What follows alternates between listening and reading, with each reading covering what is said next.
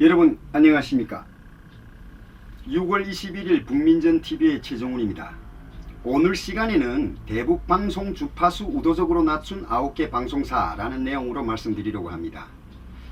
참 하루종일 대한민국 언론이 김정은과 시진핑이 누수만을 도배해대는 통에 여기가 북한인 줄 착각할 정도로 머리가 띵한데, 이 나쁜 놈들, 국민 세금 축내고 북한 주민들에게는 거짓 방송을 한 이 더러운 인간들 소식을 접하면서 쓰러질 것 같았지만 그래도 방송을 해야겠기에 카메라 앞에 섰습니다. 여러분, 문재인이 군에서 운영하는 대북 방송을 철수했지만 라디오 주파수로 북한 주민들에게 외부 정보를 보내고 있는 줄은 알고 계시죠? 네. KBS, MBC, CBS 등 국내 방송사들이 지금도 AM 주파수로 북한 주민들이 들을 수 있는 방송을 하고 있습니다. 그런데 최근 KBS를 비롯한 한민족 방송 등 AM 라디오 방송국 9곳이 이 외부 방송 출력을 정부의 승인 없이 편법으로 낮춰 운영해오다 적발돼 가지고 가태료와 가징금 처분을 받은 것으로 전해졌습니다. 19일 방송통신위원회 이호성 위원장은 정부 가천청사에서 전체 회의를 열고 허가받은 출력보다 낮은 출력으로 AM 방송국을 운영한 KBS, MBC, CBS 등의 가징금과 가태료를 부과했는데, 이 KBS 1AM 등 7개 방송국에서는 각 100만원씩 모두 700만원의 가태료를 부과했으며, 한민족 방송 AM 등 2개 방송국에는 300만원 가태료를 부과해 KBS가 운영하는 9개 방송국이 총 1000만원의 가태료를 물게 됐습니다. 또한 KBS가 한민족 방송 출력을 낮춘 사실이 적발되고도 고치지 않은 것에 대한 가징금으로 4,509만원까지 함께 부과했습니다. 들어보신 분들은 아시겠지만 탈북민들에게는 익숙한, 어찌어찌 되어 북한에서 남한 방송을 들어본 분들은 다 아시는 안녕하십니까, 여기는 서울입니다, 또는 서울말 따라잡기 등 이런 멘트로 시작하는 남한 방송은 북한 주민들에게 그야말로 외부 정보를 들을 수 있는 유일한 방송이다 그겁니다. 지금 현재까지 AM 라디오 방송으로 북한 주민들에게 외부 정보를 제공하는 한민족 방송은 수신료 외에 연간 160억 원 이상 별도 예산을 지원받고 있는 상황이다 그겁니다. 그런데 이 나쁜 놈들은 국민 세금을 탕진해 개인이 배때기를 채울 목적으로 출력을 낮춰 방송을 운영해 결국 북한 주민을 위한 방송이 그동안 제 역할을 못하고 있었던 것을 우리는 까맣게 잊고 있었어요. 지난해 10월 국회 과학기술정보방송통신위원회 자유한국당 소속입니다. 박대출 의원은 KBS가 같은 해 9월 말 중앙전파관리소 현장조사에서 전체 26개 AM 라디오 방송국 중 8곳이 출력을 임의로 낮춰서 운영해온 사실을 적발해냈습니다. 이 방송국들은 평상시 저출력으로 방송하다가 정부 점검이 나오면 정상 출력으로 높이는 아주 양아치 같은 비법을 사용했는데, 그런데 더 코미디한 것은 KBS 측의 변명입니다. 뭐라고 한지 아세요? 한민족 방송 송신기에 사용되는 전력 저감 기술은 방송 서비스를 동일하게 유지하면서 전력을 절감하는 신기술이라고 오리발을 내밀었는데, 이는 엄연히 전파 관련 법령 위반이며 AM 출력을 낮춘다면 아무리 다른 기술이 발달한다고 해도 전파가 현저히 떨어지기 때문에 북한 주민들은 라디오를 틀어도 무슨 소리가 나오는지 분간하기도 어렵다 그겁니다. 이 같은 양아치 편법을 사용한 데는 KBS뿐만 아니라 MBC와 지역 MBC 12개 방송국과 CBS 방송국도 속해 있습니다. 물론 MBC 지역 방송국 12개도 각 100만원씩 1200만원, CBS 5개 방송국도 500만원의 가태료를 부과받기는 했습니다. 이 KBS는 국가기관 방송인데 2차례나 같은 사안이 적발됐고 위반 기간은 무려 2012년부터 길게는 10년 8개월이나 된다 그겁니다. 특히 한민족 방송은 설립된 이후 러시아 연해주는 물론 중국 단둥의 동포들이 듣는 방송이어서 수백억 원을 지원받고 있는 상황인데 그동안 저출력으로 방송해왔다는 게 이 얼마나 기막힌 범죄입니까? 자, 북한은 김일성 시대부터 지금까지 주민들이 외부 정보에 접하지 못하도록 철저히 감시하고 통제해왔습니다. 왜? 외부 세계의 눈을 뜨게 되면 그 독재자 자리에 오래 앉아있을 수 없으니까. 또 외부 정보를 접하면 북한 주민 누구나 김일성 일가의 거짓 선전에 대해 알게 되고 그러면 유일 통치가 안 된다 그겁니다. 북한은 주민들이 오직 조선중앙방송만 들을 수 있도록 하고 혹시 외부에서 구입한 라디오를 통해 조선중앙방송 외에 다른 방송을 들을까봐 라디오를 국가에 등록하도록 규정짓고 있다 그겁니다. 그러니까 라디오를 구입했거나 소지한 사람들은 27국이라는 전파관리소에 가서 등록을 하고 여기서는 주파수를 고정시켜놔요. 조선중앙방송만 들을 수 있게. 이자들에게는 라디오를 소지한 가정의 세대수와 주인 이름, 주소 다 있어요. 이미 순간에 불시검문을 해 라디오를 검열했는데 고정시켰던 주파수가 움직였거나 봉인이 해제되었다면 벌금, 심하게는 처벌을 한다 그겁니다.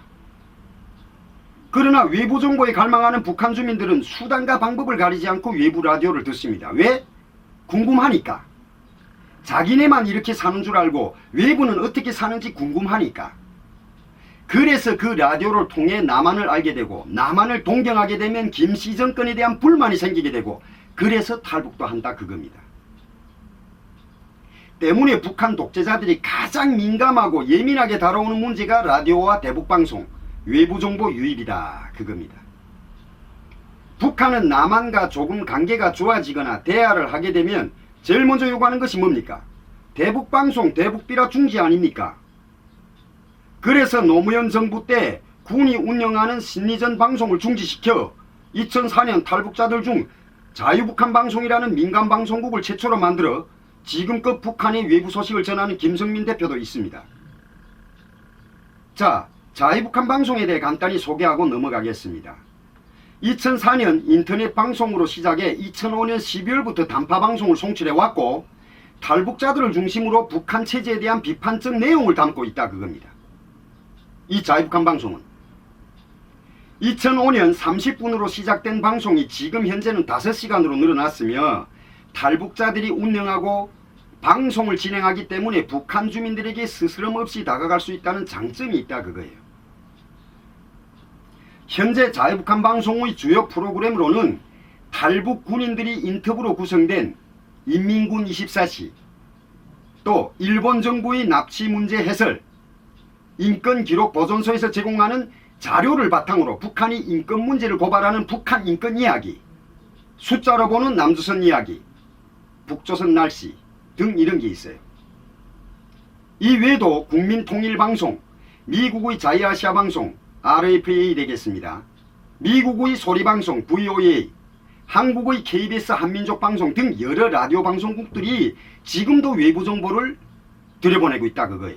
북한 주민들이 들을 수 있게. 제가 자유북한 방송국에서 근무할 때 있었던 사실을 잠깐 얘기 좀 하겠습니다. 2013년경 북한 평북도 신우주에서 매일 밤이면 북한 당국이 감시를 피해 이불 안에서 부모와 자유북한 방송을 듣던 한 분이 탈북을 했어요. 이분이 그 탈북을 하면 거치는 하나오늘 졸업하자마자 저희 자유북한 방송국에 찾아와 방송을 좀 하고 싶다 그겁니다. 그 이유에 대해서는 자기가 부모님과 함께 우리 방송을 매일 저녁 들었는데 탈북을 하기 전에 약속을 했다 그겁니다. 에?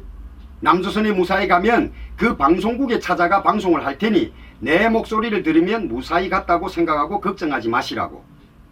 부모님과 약속했고 매일 자기 소식을 들으려고 부모님이 라디오를 켜놓고 기다린다고. 여러분, 이게 북한 사람들이고 이게 북한 주민들을 살려주는 길입니다. 그런데 이런 방송을 국가의 세금을 꼬박꼬박 받는 인간들이 주파수를 의도적으로 낮췄다고? 의의가 없네요. 정말 의의가 없어요. 남북이 대치하고 있는 상황에서 최첨단 무기만 적을 이기는 게 아니라 이 심리전 방송이 오히려 핵보다 더 무섭다 그겁니다. 왜? 이런 방송을 통해 북한 주민들이 자유를 알고 인권을 알기 때문입니다.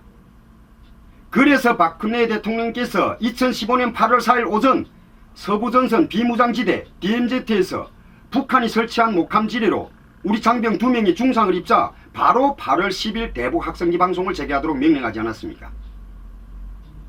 노무현이 철거한 대북 방송을 11년 만에 말입니다. 그때 북한에서 난리쳤죠. 당장 전쟁을 일으키겠다고 협박까지 한 것을 다 아실 겁니다.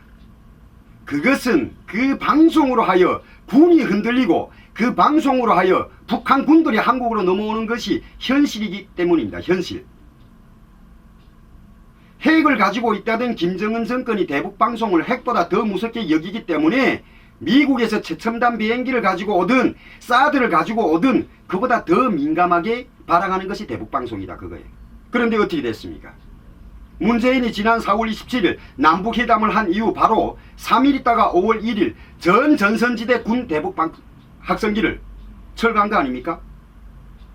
대북방송은 심리전 방송인데 정권에 따라 남북관계에 따라 변하면 안 된다 그거예요.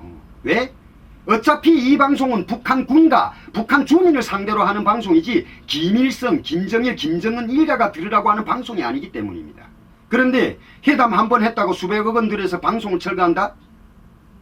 라디오 학성기 철거에는 스피커뿐만 아니라 선로 제거, 음향 중폭 장비인 앰프 이런 것도 철거해야 하기 때문에 고정형 학성기 한 대를 철거하는데 평균 7시간 정도 걸려요. 뭐 하해와 협력을 강조하는 점에서 북한 쪽에 보여주기 위해 또 북한 당국이 제안을 했기 때문에 철거한다 칩시다. 어차피 문제는 김정은이 꼬봉이니까. 그런데 말입니다. 국영방송인 KBS, MBC, CBS 이들이 라디오 방송은 정확하게 북한 주민들이 들을 수 있도록 더 잘해야 되지 않나요? 그 암흑 속에 북한 전체가 감옥인데 그 속에서 사는 북한 주민들의 유일한 희망마저도 이래서 되는 겁니까? 저는 가테로를 부과하는데 그치지 말고 그 관계자들을 처벌해야 한다고 생각합니다. 왜? 북한 주민들에게 지금 이렇게 죄를 짓고 훗날 뭐라고 변명할까요? 네? 네. 여러분 참 어느 하나 속 시원한 게 없습니다. 문재인이 들어서 매일같이 답답한 소식만 들려옵니다. 그럼 오늘 영상은 여기서 마치고 내일 다른 영상으로 찾아뵙겠습니다. 북한 주민들에게 자유와 인권이 보장되는 그날까지 화이팅입니다.